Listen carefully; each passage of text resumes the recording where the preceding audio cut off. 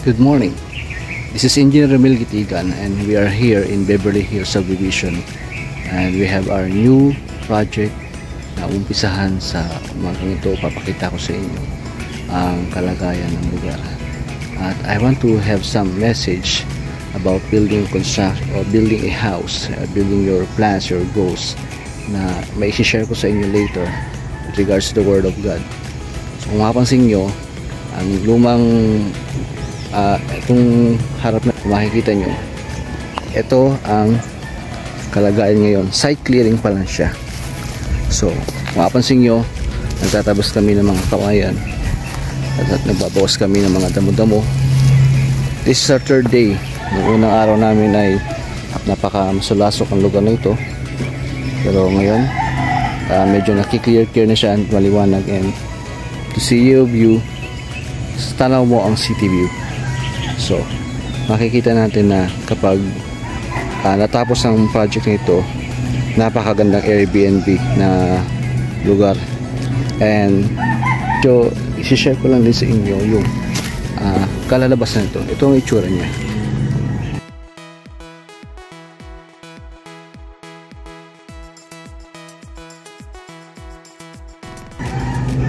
Okay, so nakita nyo ang perspective view ng ating project.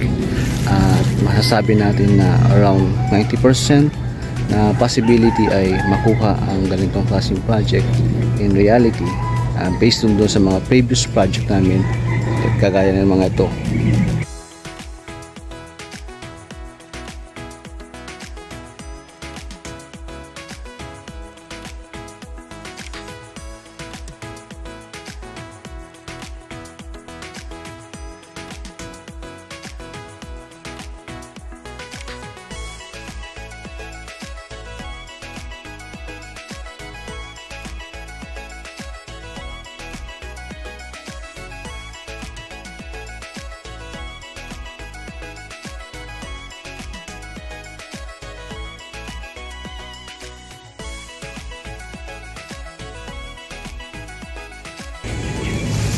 Okay, ngayon nakita niyo yung mga previous project namin based on perspective and actual. Nakikita niyo na malapit-lapit sa katotohanan.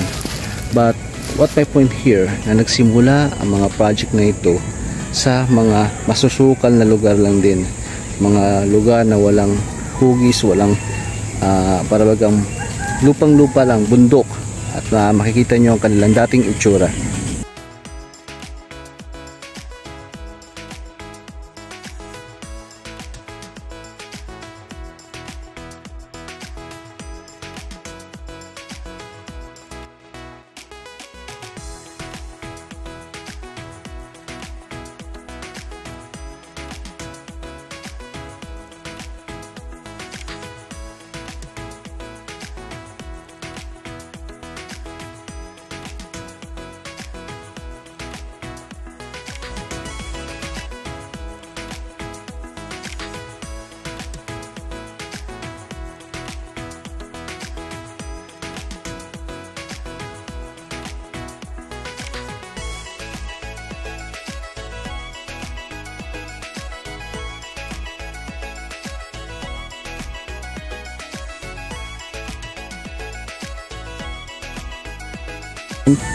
Narito, masukal ang lugar.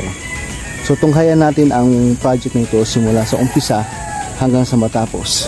Ipapakita namin sa inyo ang views ng construction natin dito sa GNDB, kung saan mag-uumpisa tayo sa site clearing. Susunod nito, pagkatapos sa site clearing ay magkakaroon tayo ng mga paggawa ng pundasyon hanggang sa unti-unting mabuo ang isang bahay. At may mga mensahe sa bawat pagtatayo ng bahay. May mga message tayong pwede makuha. At kung makikita natin, ang buhay natin parang magulo. Ang buhay natin punong-puno ng dawagan, punong-puno ng masusukal na lugar, walang direksyon, walang kagandahan. Pero kapag ating matapos ito, magawa according to sa plano, yun makikita na ang bawat buhay pala natin may purpose sa mundo ito. So this house, ay may purpose ang client namin, at ito ay para sa kanilang tahanan. At the same time, maaari nilang i-open sa iba dahil sa napakagandang scenery sa ating likuran. Dahil isang bagay dito mga nais natin ipakita na ang ating buhay ay dapat bigyan natin ng direksyon, bigyan natin ng plano, bigyan natin ng pagsasagawa ng katuparan ng plano. Ito ay sa tulong ng ating Panginoong Jesucristo. Makukuha natin mga kapatid ang mga plano na ito pag ito ay ibinigay sa atin ng Panginoon. So, pag sumikapan natin, pagtulong-tulungan natin na maganap ang mga planong ito sa tamang panahon, sa tamang kalooban ng ating Panginoon. So, kinakailangan natin na magkaroon tayo ng tamang plano sa oras ito. So, it is all. Ito lang muna. At ating pong imitahan ng ating mga kliyente balang araw sa groundbreaking ng lugar na ito. So, see you soon.